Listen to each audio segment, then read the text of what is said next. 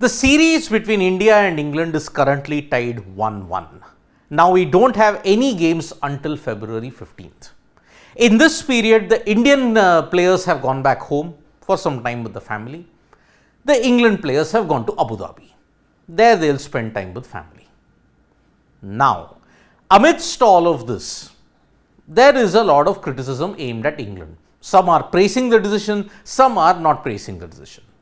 The decision to go for a victory in just 60 to 70 overs, convention thrown out of the window on a pitch that was aiding a bit of spin, which was flat, England came up 106 runs short.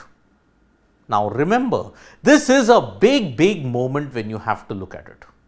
The series is level 1-1. India can very well do what they have been doing in the past 2-3 decades, bounce back after the end of a first test loss. Baseball, as we have already been mentioning for a long time, borders on the extreme. It can spectacularly implode, it can spectacularly succeed. 5 losses have come in the baseball era. 2 to Australia in the Ashes, 1 to South Africa, 1 to New Zealand by the barrister margins, and now the 5th loss that happened at AajTak. But Brendon McCullum and the England cricket team have bought into the baseball theory totally. They are not going to shy away from what has given them success and what has kind of played a revival in Test cricket. McCullum and England want to play Test cricket fast forward. The term baseball is just an English moniker that has been given. In the past, you've seen the likes of Viv Richards, you've seen the likes of Sanat Jayasuriya, Adam Gilchrist, Rishabh Pant, Virendra Sehwag, all play cricket in a fast forward manner.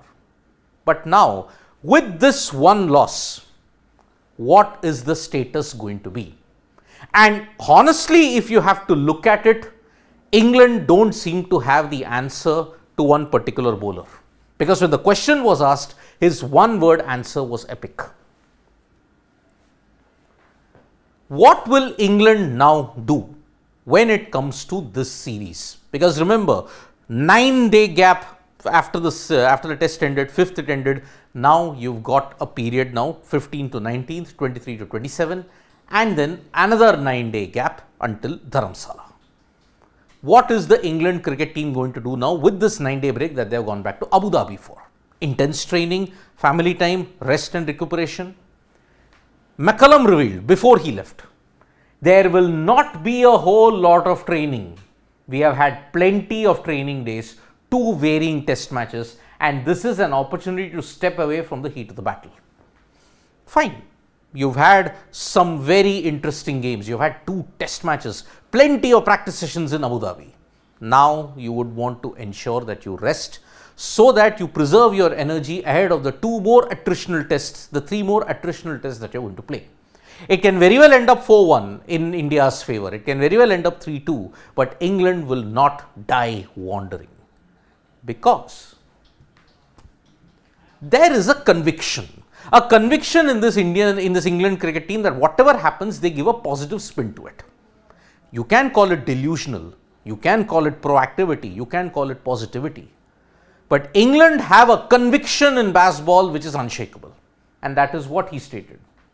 We have come out on the wrong side of it here in AajTak, but we got it across the line in the first one.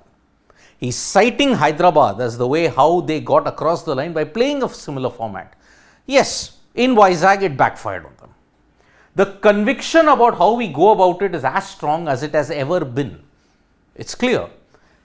If they lose, the conviction in baseball is not going to stop. They are going to pursue it irrespective of whether they lose 1-4 or whether they will lose 3-2. It doesn't matter for them. They want to play proactive cricket and dent the opponent psychologically. Look at the build-up to the AajTak test match when it just happened on day 4. Even if it was 600, England are going to chase for it. The only difference is the victory margin would have been 206 or 306 instead of 106. There is a belief. Whatever is the situation, they will not let their shoulders drop. That is the faith McCullum and Stokes have instilled in the England cricket team. But remember, spinners had an average of over 30 in the AajTak test match. Economy rate was high also. Who did they fail to counter? Jasprit Bumrah. Who did India struggle the most against? James Anderson. When the question was asked, how are England going to counter Jasprit Bumrah? One word, Dunno. We don't know. We really don't know how to counter Jasprit Bumrah. McCullum shrugged his shoulders at that point. McCullum shrugged his shoulders and stated, we don't really do theories. We don't formulate theories as to how we can counter him, how it can be done, what is the plan about it. It is all condition dependent. When the ball is swinging like that, he becomes even more of a threat. He is a fantastic bowler in all forms of the game. That is the genius of Jasprit Bumrah. That spell that he had in Hyderabad, it was undone by something otherworldly from Ollie Pope. But in Vizag, there was no way back. And that's why Bumrah's spell was one for the ages. The 6 for 45 that he took has taken his average in India to just 13. Overall, he's the second quickest to 150 with an average of 20.2. Right up there among the elites at this point in time. So, England have got no concrete plan against Jasprit Bumrah. That is one thing Brendon McCullum has revealed at this point. But is there concern over Joe Root? Because remember, Joe Root has not been the Joe Root who used to accumulate runs and get centuries on a regular basis. Amongst the Fab Four, he's second from last now. Smith has got 32, Williamson has got 31, he's got 30, Kohli's got 29. Is there a concern about Joe Root? McCullum and England flatly said no.